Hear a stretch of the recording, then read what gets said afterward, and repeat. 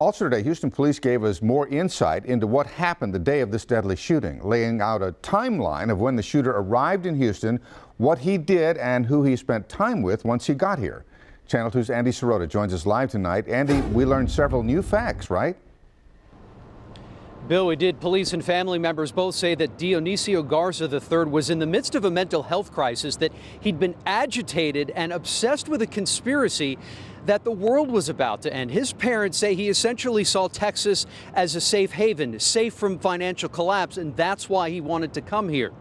Police this afternoon, though, would not tell us if the 25-year-old Army combat veteran who served 2 tours of duty in Afghanistan legally purchased the weapons that were used in that shooting rampage. But we do know that he arrived here in Houston sometime on Saturday and that he saw some friends before he essentially dropped off the radar. Police say 25-year-old Dionisio Garza picked that West Houston location to carry out his shooting spree, perhaps because he thought it gave him a tactical advantage. Due to his military training in the location, he was able to feel safe in that location. He had access to 3 corners. He was backed up against a fence, so he didn't have to worry about anybody coming in behind him. Garza's family tells Channel 2 Garza found work and was about to start school in California right when he left for Texas. He left Wednesday and arrived in Houston on Saturday and went off the grid around 4 p.m. that afternoon.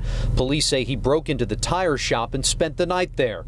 Just after 10 a.m. the next morning, they say he went on a shooting rampage, claiming his first victim at a nearby car wash. A backpack found at the scene of the crime, a crucial piece of evidence, was overlooked by police. Bullets and Garza's birth certificate were inside.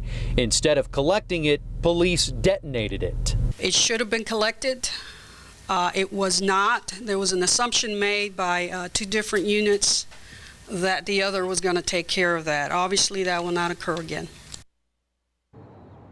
Garza is accused of shooting 7 people, killing 1 before a SWAT officer shot and killed him. That fatal shot was fired from over 100 yards away. Tonight, 4 of the shooting victims are still in the hospital. We are told they are all stable. Live downtown, Andy Sirota, KPRC, Channel 2 News.